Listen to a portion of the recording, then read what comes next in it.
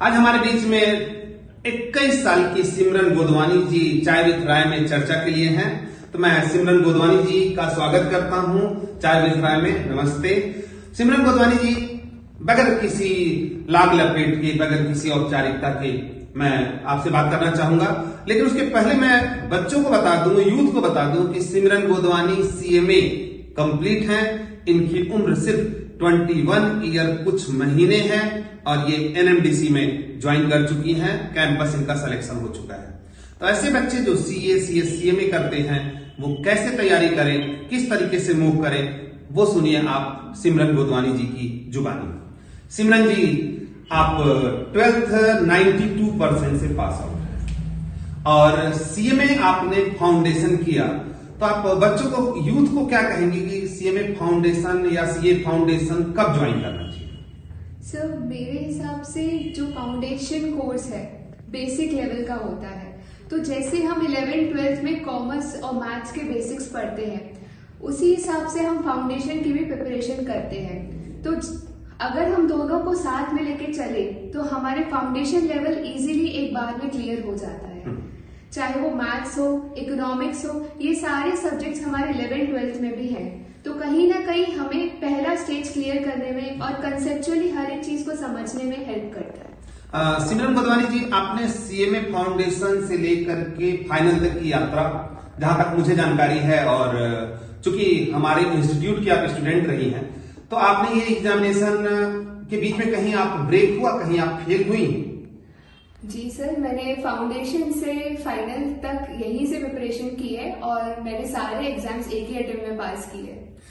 सिमरन गोदवानी जी, आप फाउंडेशन से फाइनल तक की इस इंस्टीट्यूट यानी डॉक्टर संतोष राय इंस्टीट्यूट की स्टूडेंट रही हैं, तो आपको जीडीपीआई यानी ग्रुप डिस्कशन या पर्सनल इंटरव्यू के लिए, क्योंकि आप अभी एनएमडीसी में सेलेक्ट हो गई हैं और एनएमडीसी में कैंपस सिलेक्शन हुआ, तो ग्रुप डिस्कशन और पर्सनल इंटरव्यू में आपको कहीं कोई तकलीफ नहीं हुई? एक्चुअली मैंने यहीं से पर्सनल इंटरव्यू, ग्रुप डिस्कशन और पब्लिक स्पीकिंग की क्लासेस ली। उसमें मुझे सिर्फ पढ़ाई के लिए कैसे प्रिपेयर करना है यही नहीं, साथ में मुझे प्रोफेशनली ग्रूम किया गया।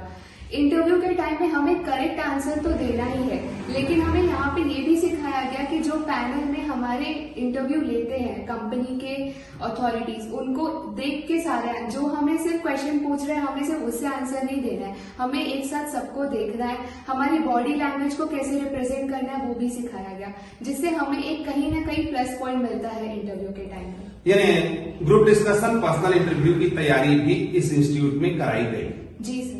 अब मेरा अगला क्वेश्चन आपसे ये है कि सिमरन गोदवानी जी, आप ग्रुप डिस्कशन और पर्सनल इंटरव्यू में यहाँ का जो प्रिपरेशन कराते थे, नॉर्मली कौन सबसे ज्यादा आपको प्रिपेयर कराया?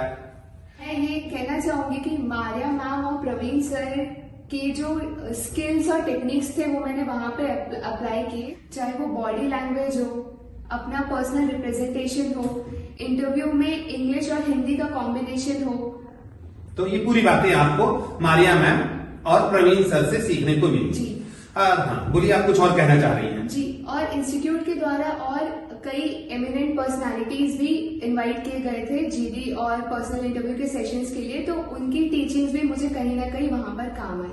यानी कहने का मतलब है कि यह इंस्टीट्यूट न केवल यहाँ की फैकल्टी बल्कि बाहर की फैकल्टी के साथ भी आपका प्रिपरेशन कराता है, जिससे कि आपके इंटरव्यू में बेनिफिट मिला। अगर मैं यहाँ जो भी टीचर हैं या बाहर के जो भी टीचर हैं, आपके टीचिंग में कोई 2 रोल मॉडल बताओ और क्यों? मेरे सबसे बड़ी रोल मॉडल दिव्या मैम रही है, क्योंकि उनसे मैंने पढ़ाई करना ही नहीं, साथ में लाइफ एंजॉय करना भी सीखा है। उन्होंने हर एक छोटी छोटी चीजों में, हर एक छोटी छोटी एक्टिविटी में बताया है कि कैसे मूव करना है, कैसे आगे बढ़ना है। ये दिव्या मैम ने आपको बताया, सीए दिव्या रत्नानी जी ने। हाँ, और दूसरा नाम आप क्या लेना चाहेंगे? दूसरा नाम मैं मिठू मैम का लेना चाहूंगी, क्योंकि मुझे कम्प्लीटली प्रोफेशनली ग्रूम और पर्सनालिटी डेवलपमेंट मैंने उन्हीं से सीखा है। यानी प्रोफेशनल अगर हम बातें करें तो ग्रूमिंग जो है वो मिठू मैम के थ्रू हुआ, और पढ़ाई के साथ लाइफ को कैसे जिए ये सीए दिव्या रत्नानी ने बताया। ग्रुप डिस्कशन और पर्सनल इंटरव्यू की जो बात हुई, मारिया मैम और प्रवीण सर ने बताया। ये सिमरन गोदवानी जी के साथ हम बेबाकी के साथ आज चर्चा करते रहेंगे। इनकी सबसे खूबसूरत विशेषता ये है, क्योंकि मैं तो ये कहता हूं कि कॉमर्स का चेहरा मुस्कुराता हुआ रहना चाहिए, तो आप सिमरन गोदवानी जी से देखिए 24/7 ये मुस्कुराती रहती हैं। सिमरन गोदवानी जी, जब आपने सीएमए ज्वाइन किया या 12th जब आपने 92% पास आउट लगाया या पास आउट किया 92% से, तो ऐसे बहुत से लोग होंगे जो ये बोले होंगे कि तो आप भिलाई में क्या कर रही हो, बाहर जाके पढ़ो, ऐसा पढ़ो। तो आप क्या फील कर रही हैं? बाहर जाती तो ज्यादा खुश रहती है, यहाँ रह के आप खुश हैं? मुझे ये कहते हुए बहुत खुशी हो रही है कि मैं यहाँ पे रहकर बहुत अच्छे से सारी चीजें अचीव कर पाई, क्योंकि ये था कि 12th के बाद लोग बहुत एक्सपेक्टेशंस मेरी बढ़ गई थी कि मैं बाहर पढ़ूंगी तो ही अच्छा होगा। बट क्योंकि मैं मैथ्स और कॉमर्स बैकग्राउंड से थी, तो मुझे एक प्रोफेशन चाहिए था जो कि थ्योरी और प्रैक्टिकल का मिक्स हो, और सीएमए ने मुझे ये चांस दिया। सीएमए एक ऐसा प्रोफेशन था जिसमें थ्योरी और प्रैक्टिकल दोनों कंबाइंड थे और इक्वली बैलेंस थे। मैं ये कहना चाहूंगा सिमरन जी कि आपको ये नहीं लगता कि मेरा जो क्वेश्चन है उससे आप थोड़ा अलग बता रही है? मैं ये पूछना चाह रहा हूं कि आप बाहर नहीं जा करके, जो कि बहुत से लोगों ने एडवाइस दिया कि आप 12th में 92% लाई हैं तो आप यहाँ चले जाइए, वहां चले जाइए, बॉम्बे चले जाइए, कलकत्ता चले जाइए, दिल्ली चले जाइए, पुणे चले जाइए, उन सब जगहों को छोड़ के आप भिलाई में रही, तो आप यहाँ रह के खुश हैं या बाहर जाके खुश हैं? मैं यहाँ पे रह के बहुत खुश हूँ, क्योंकि कहीं पे भी जाओ आपकी मेहनत आपके काम आती है, कोई जगह आपको डिफाइन नहीं करती। और अगर आप में सीखने की क्षमता है, अगर आप में सीखने की कैपेसिटी है, तो आप कहीं पे भी रहकर सीख सकते हैं। आपके साथ के बहुत से फ्रेंड बाहर गए होंगे, उनको और आप अपने आप को कहाँ पाती हैं? मेरे जितने भी फ्रेंड्स बाहर गए हैं वो कहीं ना कहीं अभी भी पढ़ाई के स्टेज पे है। हाँ। और सीएमए मेरे लिए एक ऐसा कोर्स था जो मैं 2.5 साल में कंप्लीट करके और कैंपस के थ्रू एक अच्छी जगह प्लेस होके आज अपने आप को एक उनसे अच्छी जगह में पाई गई। यानी आप यहाँ रह के उनसे ज्यादा बेहतर कंडीशन है। Yes sir. ये आप बोल्डली बोल रही हैं। Yes sir. अब दूसरी बात यह है कि आप एनएमडीसी में सेलेक्ट हुई हैं। एनएमडीसी में आपका सिलेक्शन हुआ, कैंपस के थ्रू सिलेक्शन हुआ, और हमारे पास में लगभग 21.5 साल की सिमरन गोदवानी है जो यूथ के लिए बहुत ही इंपॉर्टेंट है और यूथ के लिए बहुत बेहतर सोचती है। सिमरन, मैं ये भी जानना चाहूंगा आपके साथ में कि आज के बच्चों को अगर कहा जाए तो आप प्रिपरेशन की क्या सलाह दोगी कि कैसे पढ़ें? आपके सामने लाइफ के तजुर्बे की बात करना मेरे लिए खुद एक बहुत बड़ी बात है, बट इस स्टेज तक जो मैंने एक्सपीरियंस किया है अपनी जर्नी में, तो 3 चीजें बहुत इंपॉर्टेंट रही है हमेशा से। एक है कंसिस्टेंसी, हमें हमेशा अपने काम में कंसिस्टेंट रहना है, डेली उस ग्रिप को खोना नहीं है, उस ग्रिप को बनाए रखना है। दूसरा है पेशेंस, चाहे कुछ भी हो जाए, क्योंकि अप्स एंड डाउन्स हर किसी की लाइफ में होते हैं। तो एक जो हमारा प्रोफेशनल करियर के साथ रिलेशनशिप है उसको खोना नहीं है, उसके साथ पेशेंट रहना है। अगर आज वो हो रहा है तो कल कहीं ना कहीं वो मेहनत हमारी नेक्स्ट डे एफर्ट हमारे काम आते हैं।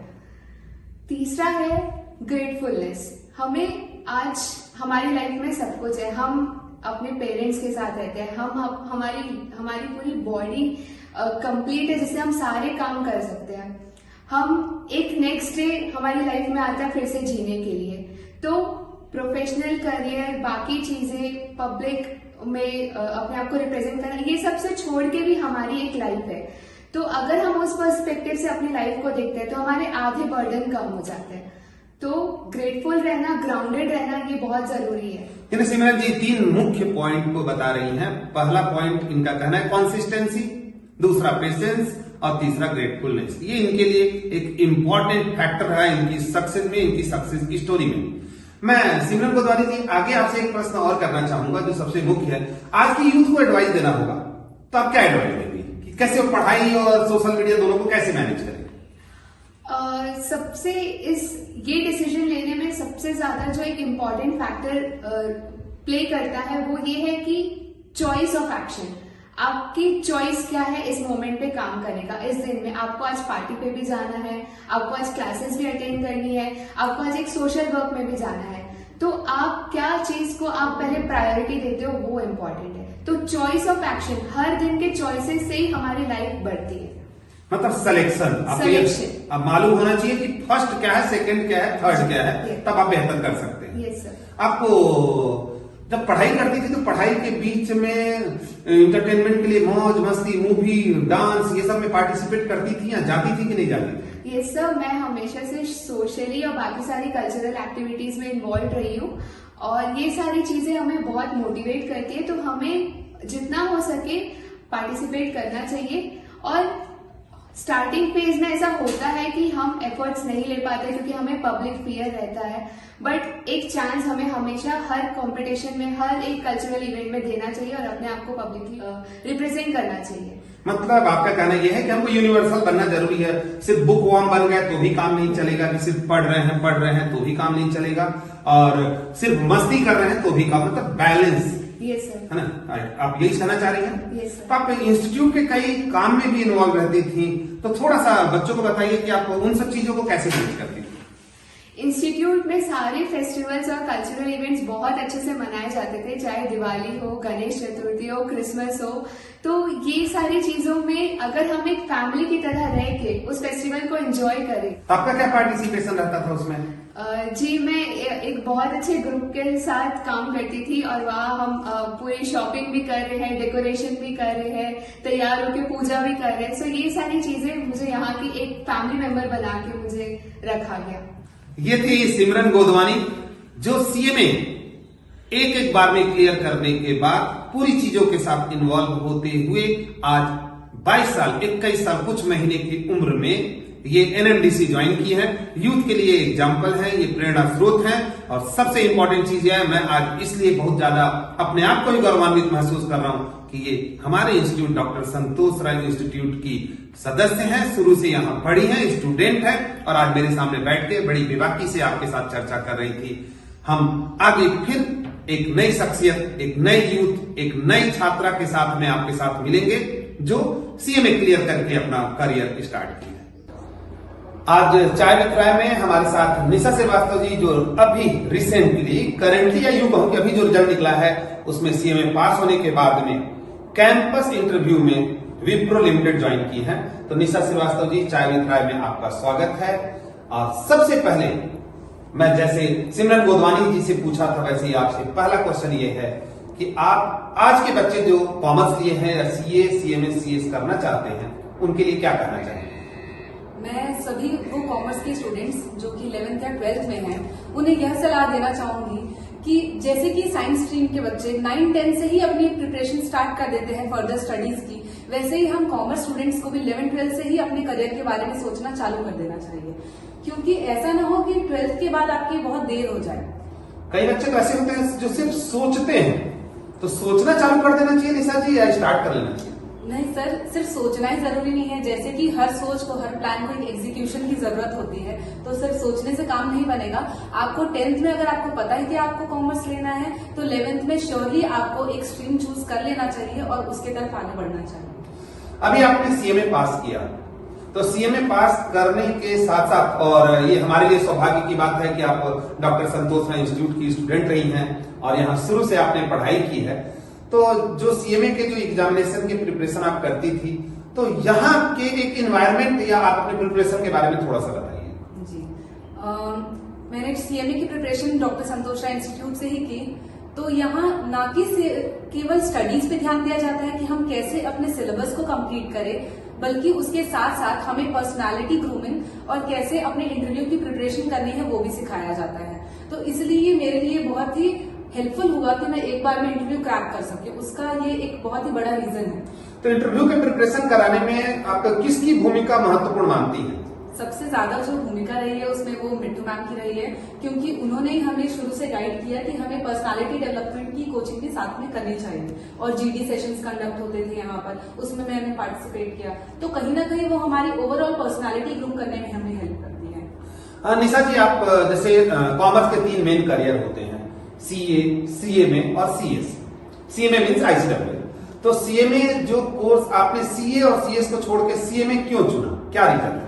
सर, मैं कॉमर्स मैथ्स की स्टूडेंट रही हूँ, तो इसलिए ये ज्यादा मेरे लिए बेनिफिशियल था, क्योंकि मुझे प्रैक्टिकल और थियरी दोनों एस्पेक्ट्स में ही इंटरेस्ट था। ऐसा नहीं था कि मैं बहुत ज्यादा थियरी की तरफ फोकस्ड हूँ या बहुत ज्यादा मेरा प्रैक्टिकल में बहुत अच्छा स्कोर कर रही हूँ। तो सीएमए एक ऐसा कोर्स है जहाँ पर थियरी और प्रैक्टिकल दोनों एस्पेक्ट्स को नजर में रखा जाता है, एंड एक बहुत ही देखा जाए तो कंपेरेटिवली शॉर्ट ड्यूरेशन का कोर्स है, 2 से 3 साल में। जैसे कि मैंने सिंगल अटेम्प्ट में पास किया है सारे ग्रुप्स, तो 3 साल में ये कोर्स आपका कंप्लीट हो जाता है। उसके बाद आप कहीं प्लेस हो जाते हो एक ऐसी एज पे जहाँ पर अभी भी सारे बच्चे अपनी स्टडीज में इन्वॉल्व हैं।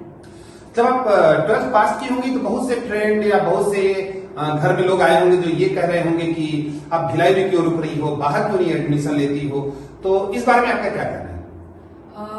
सब पहले जैसे ही 12th पास करते हैं तो कहा जाता है कि यहाँ से भिलाई में कुछ है नहीं, भिलाई में आप कुछ कर नहीं सकते, करियर नहीं बन सकता, आपको बाहर जाना चाहिए पढ़ने के लिए। लेकिन मैंने भिलाई में ही रह के अपना करियर बनाया क्योंकि मैं फोकस थी अपनी स्टडीज के लिए। अगर मैं बाहर जाती तो शायद ये अचीव ना कर पाती। आपके साथ के बहुत से बच्चे ऐसे होंगे जो बाहर गए हैं और बाहर पढ़ाई कर रहे हैं, तो आप ये बताइए कि आप उनके साथ अपने आप को कंपेयर करती होंगी, बहुत से फ्रेंड होंगे बाहर, तो उनके साथ कंपेयर करती हैं तो आप अपने आप को कहाँ पाती हैं? मैं अपने आप को एक श्योरली एक बेहतर प्लेस पे पाती हूँ क्योंकि मैं आज इस एज में प्लेस्ड हूँ और अभी भी जो बच्चे मेरे साथ के ही बाहर गए हैं वो अभी भी अपनी स्टडीज ही कंप्लीट कर रहे हैं। तो कहीं ना कहीं बाहर जाने पे लोग दूसरी एक्टिविटीज में इन्वॉल्व हो जाते हैं और यहाँ पर हमारा फोकस मेंटेन रहता है। हम अपनी फैमिली के साथ रह रहे हैं। पीसी में ऐसा एनवायरमेंट है कि आपको कंटिन्यूअसली मोटिवेट किया जाता है, तो कहीं ना कहीं हम एक सिंगल पाथ पे चलते हैं और इधर उधर भटकते नहीं हैं। आपके करियर के चुनाव में किसकी महत्वपूर्ण भूमिका रही? सीएमए करने के लिए किसने आपको गाइड किया, किसने मार्गदर्शित किया? मुझे सीएमए करने के लिए मिट्टू मैम ने ही गाइड किया था। 12th के बाद I was little confuse about CS and CMA because CA मेरे लिए थोड़ा ज्यादा प्रैक्टिकल हो जाता, इसीलिए तो मैम ने मुझे बताया कि सीएमए तुम्हारे लिए अच्छा ऑप्शन रहेगा, तो मैम ने गाइड किया मुझे कि सीएमए ज्वाइन करना चाहिए। मतलब जो पेमेंट पाएंगे उसमें से मैडम को कुछ देंगे आप, है ना? ये ऐसे ही हंसते मुस्कुराते हुए निशा श्रीवास्तव जी के साथ में चाय विद राय में चर्चा जारी रहेगी। निशा श्रीवास्तव जी, आज बहुत से बच्चे ऐसे हैं जो सोशल मीडिया की तरफ बहुत ज्यादा उनका अट्रैक्शन है, तो उनको आप क्या संदेश देंगे? आप भी तो सोशल मीडिया में इन्वॉल्व होंगे। जी सर। तो क्या संदेश देंगे? मैं जो भी बच्चे बहुत ज्यादा सोशल मीडिया से अट्रैक्टेड हैं या बहुत ज्यादा अपना टाइम वहां स्पेंड करते हैं, मैं उन्हें ये बोलना चाहूंगी कि लाइफ में बैलेंस बहुत ज्यादा जरूरी है। सिर्फ पढ़ाई और सिर्फ सोशल मीडिया दोनों ही एक्सट्रीम लेवल पे गलत है, क्योंकि सोशल मीडिया भी जरूरी है हमें चीजों से अवेयर रहने के लिए और बाहर की भी जानकारी रखने के लिए, अपने आप को सोशलाइज करने के लिए। लेकिन हमें प्रायोरिटी पता होनी चाहिए कि हमारे लिए क्या ज्यादा इम्पोर्टेंट है। तो पहले हमारी पढ़ाई ज्यादा इम्पोर्टेंट है, हमारा करियर ज्यादा इम्पोर्टेंट है, उसके अगर साथ साथ में हम अपने सोशल मीडिया को बैलेंस करके चले तो वो अच्छा रहेगा। आपके जो आप डॉक्टर संतोष राय इंस्टीट्यूट में पढ़ती थी, तो यहाँ की कौन सी चीज ऐसी थी जो आपको बहुत ज्यादा अट्रैक्ट करती थी या फैसिनेट करती थी?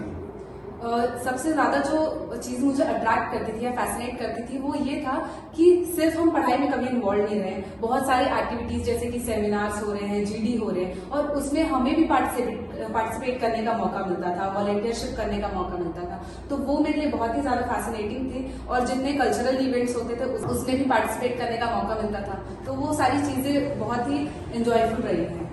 निशा जी, आज के डेट में बच्चों का या स्टूडेंट का ट्रस्ट थोड़ा टीचर की तरफ या पेरेंट्स की तरफ थोड़ा कम हो रहा है, इस बारे में आपका क्या विचार है?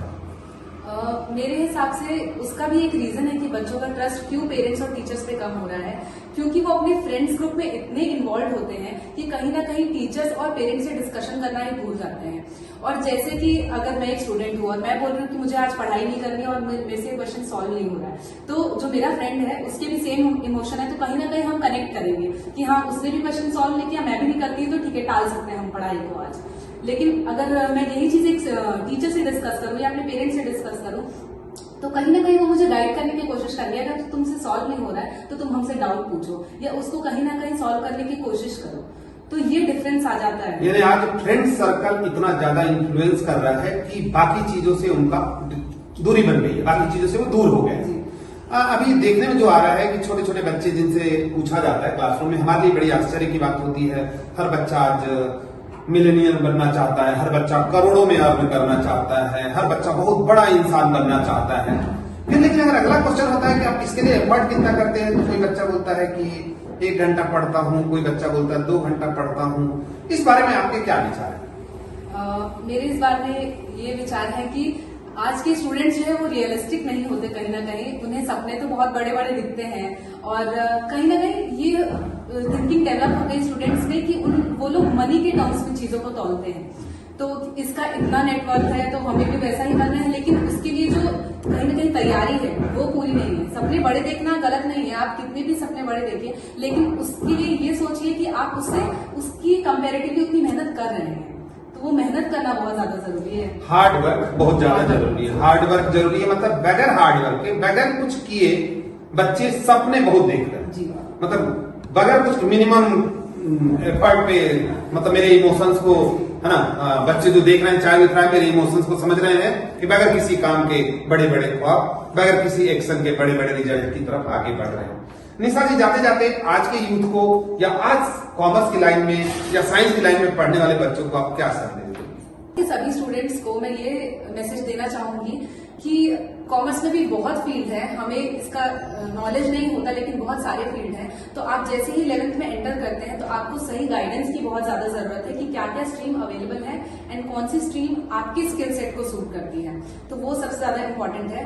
एंड CA CMA CS सारे स्टूडेंट्स जो भी प्रोफेशनल कोर्स ज्वाइन कर चुके हैं उन्हें मैं कहना चाहूंगी कि अपने ऊपर बिलीव रखें और कंसिस्टेंट रहे स्टडीज में, वो बहुत ज्यादा इंपॉर्टेंट है, क्योंकि कंसिस्टेंसी लैक करेगी तो रिजल्ट अच्छा नहीं आएगा।